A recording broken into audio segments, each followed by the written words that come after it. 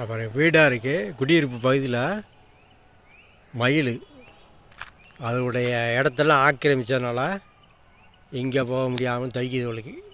வீடு தான், சுற்றி வீடு தான். இங்கே வரும், சுற்றி வீடு இருக்குது. அதில் ஒரு 4 மயில் வரும்.